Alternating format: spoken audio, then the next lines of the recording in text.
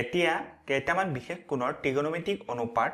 অৰ্থাৎ 30 degree 45 degree 60 degree আৰু 90 ডিগ্ৰীৰ লগতে 0 ডিগ্ৰী কোণৰ ট্ৰিগোনোমেট্ৰিক অনুপাতৰ মানবিলাক নিৰ্ণয় কৰিম প্ৰথমতে 45 ডিগ্ৰী কোণৰ ট্ৰিগোনোমেট্ৰিক অনুপাত আলোচনা কৰো আহা ধৰা হল আমি এটা সমকোণী ত্ৰিভুজ অৰ্থাৎ ৰাইট এংগল ট্ৰায়াঙ্গল ABC ধৰি লৈছো য'ত B কোণটো 90 ডিগ্ৰী আৰু যদি আমি এই কোণটো 45 ডিগ্ৰী ধৰি লওঁ তেতিয়া C কোণটো 45 ডিগ্ৰী হ'ব যেহেতু আমি জানো যে যিকোনো এটা ত্ৰিভুজৰ তিনিটা কোণ যোগফল 180 ডিগ্ৰী হ'ব লাগিব এতিয়া যদি এই কোণটো 45 ডিগ্ৰী আৰু C কোণটো 45 ডিগ্ৰী অৰ্থাৎ সমান হয় তেতিয়া আমি ক'ব পাৰো যে AB অৰ্থাৎ AB বাহু ইকুৱেল টু BC বাহু হ'ব আৰু এনেকুৱা ত্ৰিভুজবোৰক আমি সমদ্বিবাহু ত্ৰিভুজ অৰ্থাৎ আইসোসেলছ ট্ৰায়াঙ্গল বুলি কওঁ আমি আগতে আলোচনা কৰিছো এতিয়া যদি আমি AB বাহুডালক A ধৰি লওঁ তেতিয়া আমি BC বাহুডালক A ধৰি ল'ব লাগিব যেহেতু AB ইকুৱেল টু BC আৰু আমি জানো যে AC বাহুডালক আমি কি বুলি কওঁ অতিভুজ বা হাইপোটেনিয়াছ বুলি কওঁ যেহেতু সমকোণ অৰ্থাৎ B কোণটোৰ বিপৰীত বাহু আছে এতিয়া আমি যদি পাইথাগোৰাছ সূত্ৰ ব্যৱহাৰ কৰো তেতিয়া আমি AC বাহুডালৰ মান উলিয়াব পাৰিম অৰ্থাৎ AC স্কয়াৰ ইকুৱেল টু কি আছিল AB স্কয়াৰ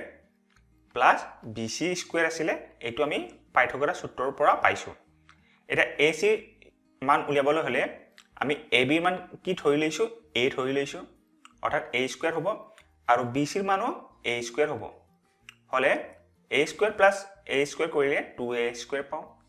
এটা AC কি হ'ব AC √2A স্কয়াৰ হ'ব অৰ্থাৎ আমি √2A লিখিব পাৰো ইয়াৰ পৰা আমি কি ক'ব পাৰো যে AC বাহুডাল √2A হ'ব এতিয়া আমি ট্ৰিগোনোমেট্ৰিক অনুপাত অৰ্থাৎ sin 45 degree cos 45 degree tan 45 degree cosec 45 degree sec 45 degree আৰু cot 45 ডিগ্ৰী আলোচনা কৰো এতিয়া যদি আমি sin 45 ডিগ্ৰী ধৰি লওঁ এতিয়া আমি A কোণটো 45 ডিগ্ৰী লৈছো আৰু C কোণটো 45 ডিগ্ৰী লৈছো তাৰ মানে আমি যিকোনো কোণ ল'ব পাৰো আমি A কোণটো ধৰি লৈছো অৰ্থাৎ 45 ডিগ্ৰী এতিয়া যদি আমি A কোণটো আমি লওঁ তেতিয়া A কোণৰ বিপৰীত বাহুডালক আমি কি বুলি কম P বুলি কম আৰু AB বাহুডালক আমি B বুলি ধৰি লম আৰু B কোণটো অৰ্থাৎ B কোণটো 90 ডিগ্ৰী বা সমকোণ বা ৰাইট এংগল হয় আৰু বিপৰীত বাহু কি হ'ব হাইপোটেনিয়াছ বা অতিভুজ অৰ্থাৎ আমি সমকোণ H ধৰি লম আমি আগতে আলোচনা কৰিছো এতিয়া যদি আমি এই কোণটো লওঁ sin 45 ডিগ্ৰী তেতিয়া কি হ'ব some people have অৰ্থাৎ P/H হ'ব আমি আগতে আলোচনা কৰিছো P/H আৰু আমি এতিয়া পাইথাগোৰাছ সূত্ৰৰ পৰা P কি পাইছো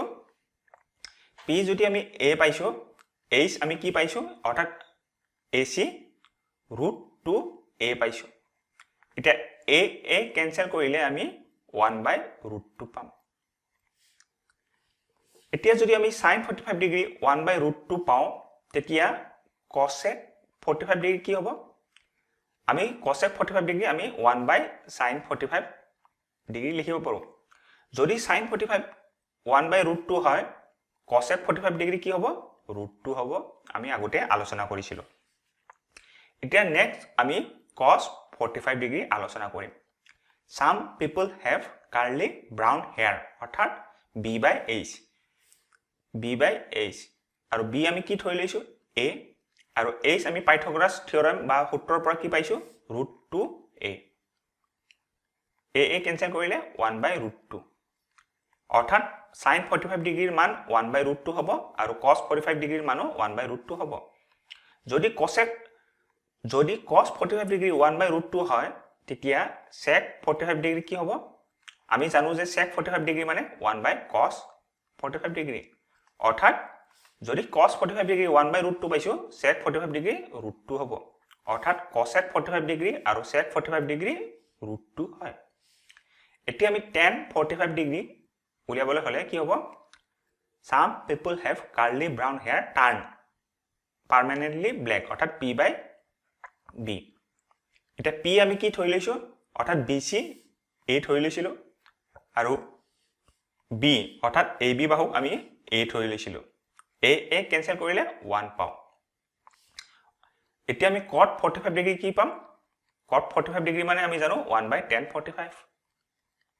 আৰু কি হ'ব 1/1 হ'ব অৰ্থাৎ 1 হ'ব tan 45 ডিগ্ৰী আৰু cot 45 ডিগ্ৰী 1 হয় এনেকৈ তোমালোকে উলিয়াবলৈ চেষ্টা কৰিবা আৰু এটা কথা আছে যদি আমি sin 45 ডিগ্ৰী আৰু cos 45 ডিগ্ৰীৰ মান জানো তেতিয়া আমি বাকি মানবোৰ উলিয়াব জানো এতিয়া tan 45 ডিগ্ৰী যদি আমি উলিয়াব লাগে তেতিয়া আমি কি কৰিম tan 45 degree equal to sin 45 degree by cos 45 degree লিখিম আৰু sin 45 ডিগ্ৰী আমি কি পাইছো 1/√2 আৰু cos 45 ডিগ্ৰী আমি 1/√2 পাইছো অৰ্থাৎ কেনসেল গলে 1 বাকি থাকিব নেক্সট আমি বাকি কোনবোৰ আলোচনা কৰিম আহা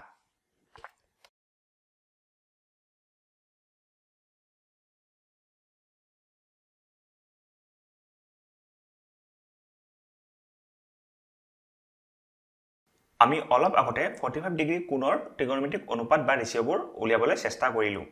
এতিয়া আমি 0 ডিগ্ৰী 30 ডিগ্ৰী 60 ডিগ্ৰী আৰু 90 ডিগ্ৰী কোণৰ ট্ৰিগোনোমেট্ৰিক অনুপাত আলোচনা কৰিম ইয়াতে মই তোমালোকক প্ৰমাণ কৰি নেদেখাও যিহেতু তোমালোকৰ পৰীক্ষাৰ নুখুদে এতিয়া চাবা তোমালোকে তালিকাখন চালে কি দেখিবা sin A অৰ্থাৎ 0 degree 30 degree 45 degree 60 degree 90 degree লিখা আছে অৰ্থাৎ আমি তালিকাখন কেনেকৈ চাম sin 0 ডিগ্ৰী এটা sin 0 ডিগ্ৰী কি হ'ব 0 হ'ব আমি আগতে আলোচনা কৰিছো তেনেকে sin 30 ডিগ্ৰী 1/2 আৰু sin 45 ডিগ্ৰী কি হ'ব 1/√2 আমি অলপ আগতে আলোচনা কৰিছো তেনেকে sin 60 ডিগ্ৰী √3/2 হ'ব আৰু sin 90 ডিগ্ৰী 1 হ'ব এতিয়া যদি তোমালোকে cos চোৱা তেতিয়া দেখিবা যে cos 0 ডিগ্ৰী 1 হৈছে cos 30 ডিগ্ৰী √3/2 হৈছে cos 45 ডিগ্ৰী 1/√2 হৈছে আৰু cos 60 ডিগ্ৰী 1/2 হৈছে আৰু cos 90 ডিগ্ৰী 0 হৈছে তোমালোকে যদি sin আৰু cos ৰ মানবোৰ তুলনা কৰা তেতিয়া দেখিবা যে sin 0 ডিগ্ৰী মান 0 হৈছে আৰু cos 90 ডিগ্ৰীৰ মান 0 হৈছে আৰু sin 30 ডিগ্ৰীৰ মান 1/2 হৈছে আৰু cos 60 ডিগ্ৰীৰ মানো 1/2 হৈছে তোমালোকে মন কৰা তেনেকে sin 45 ডিগ্ৰী আৰু cos 45 ডিগ্ৰীৰ মান সমান অৰ্থাৎ 1/√2 আৰু sin 60 ডিগ্ৰীৰ মান √3/2 আৰু cos 30 ডিগ্ৰীৰ মানো √3/2 হৈছে আৰু sin 90 ডিগ্ৰীৰ মান 1 যদি হৈছে cos 0 ডিগ্ৰীৰ মানো 1 হৈছে অৰ্থাৎ আমি কি কম চাবা 0, 1/2, 1/√2, √3/2, 1 ইয়াতে আমি কি পাইছো sin 0 degree sin 30 degree sin 45 degree sin 60 degree আৰু sin 90 ডিগ্ৰী যদি আমি লেফট হ্যান্ড সাইডৰ পৰা আমি ৰাইট হ্যান্ড সাইড গৈছো সাইনত তেতিয়া আমি cos কি কৰিম ৰাইট হ্যান্ড সাইডৰ পৰা লেফট হ্যান্ড সাইড যাম অৰ্থাৎ cos 0 degree cos 30 degree cos 45 degree cos 60 degree আৰু cos 90 ডিগ্ৰী এইবোৰ মানবোৰ তোমালোকে মনত ৰাখিবলৈ চেষ্টা কৰিবা এতিয়া মই আগতে কৈছিলো যে sin আৰু cos ৰ মান জানিলে আমি বাকি মানবোৰ উলিয়াব পাৰিম এটা tan যদি আমাক 30 ডিগ্ৰী উলিয়াব দিয়ে আমি কি কৰিম sin 30 degree by cos 30 degree অৰ্থাৎ sin 30 ডিগ্ৰী মানে কি হয় তালিকাখন চোৱা তোমালোকে 1/2 হয় আৰু cos 30 ডিগ্ৰী আমি কি পাইছো √3/2 এতিয়া আমি কি লিখিব পাৰো 1/2 into 2/√3 লিখিব পাৰো 2 to cancel কৰিলে 1/√3 হ'ব এতিয়া তোমালোকে tan 30 ডিগ্ৰী চোৱা tan 30 ডিগ্ৰী চালে কি হ'ব আমি মান 1/√3 পাইছো তেনেকৈ তোমালোকে বাকি মানবোৰ উলিয়াবলৈ চেষ্টা কৰিবা এটা মন ৰাখিবা tan 45 ডিগ্ৰীৰ মান সদায় 1 হয় tan 60 ডিগ্ৰীৰ মান √3 হয় আৰু tan 90 ডিগ্ৰীৰ মান সদায় ডিফাইন নাথাকে অৰ্থাৎ মান নাথাকে বা তোমালোকে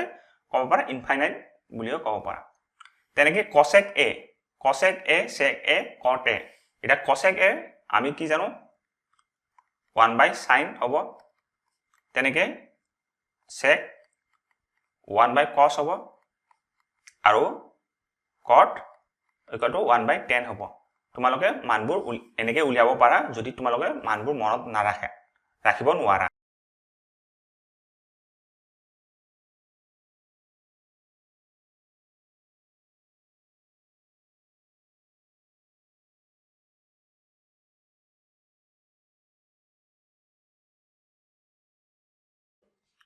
কোণবোৰৰ ত্ৰিকোণমিতিক অনুপাত বা ত্ৰিকোণমিতিক ৰেচিঅ'ৰ মানবোৰ মনত ৰাখিবলৈ এটা সহজ পদ্ধতি আলোচনা কৰো আহা আমি sin 0 degree sin 30 degree sin 45 degree sin 60 degree আৰু sin 90 ডিগ্ৰীৰ মান কেনেকৈ মনত ৰাখিম আমি এটা সহজ পদ্ধতি আলোচনা কৰো আহা এতিয়া আমি প্ৰথমতে কি কৰিম 0, 1, 2, 3, 4 লিখি ল'ম আৰু নেক্সট আমি কি কৰিম 0 4 এৰে ডিভাইড বা হৰণ কৰিম 1 কো আমি 4 এৰে হৰণ কৰিম 2 কো আমি 4 এৰে হৰণ কৰিম 3 4 এৰে হৰণ কৰিম আৰু 4 4 এৰে হৰণ কৰিম এতিয়া যদি আমি 4 4 হৰণ কৰো কি পাম 1 পাম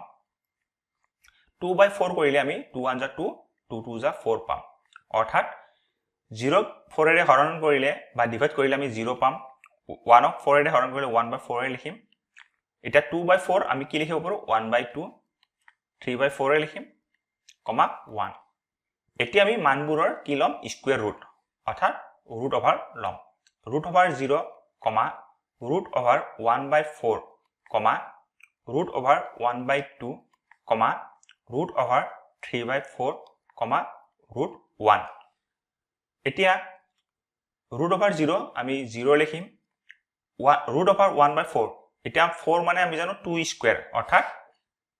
4 equal to 2 into 2 বা 2 স্কয়াৰ হয় হলে আমি ৰুট ললে 1/2 লিখিব পাৰো তেনেকৈ 1/√2 তেনেকৈ ৰুট ওভাৰ 1/√2 আমি কি লিখিম 1/√2 লিখিম এটা ৰুট ওভাৰ 3/4 3 আমি কি লিখিম √3 আৰু 4 মানে আমি কি লিখিম 2 লিখিম ৰুট ওভাৰ 1 আমি 1 লিখিম এতিয়া তোমালোকৰ তালিকাখন চোৱা তেতিয়া কি দেখিবা 0 1/2 1/√2 ৰুট ওভাৰ 3/2 1 অৰ্থাৎ 0 1/2 1/√2 ৰুট ওভাৰ 3/2 1 অৰ্থাৎ আমি কি লিখিব পাৰো sin 0 ডিগ্ৰী sin 30 ডিগ্ৰী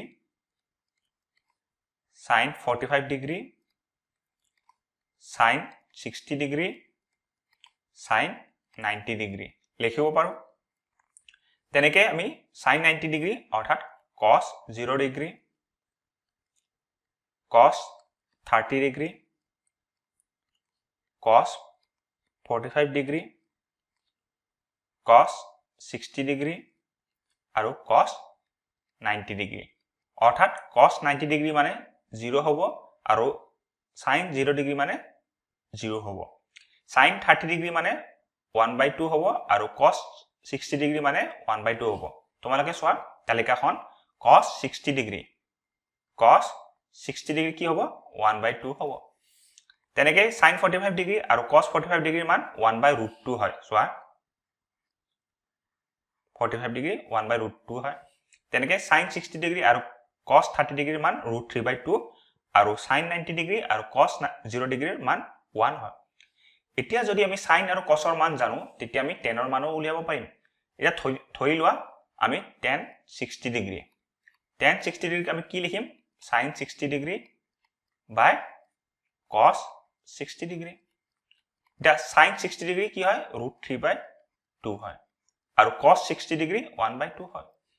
হলে আমি √3/2 into 2 2 কেনসেল কৰিলে √3 লিখিব পাৰো এতিয়া চোৱা tan 60 ডিগ্ৰী কি হ'ব √3 হ'ব আমি √3 পাইছো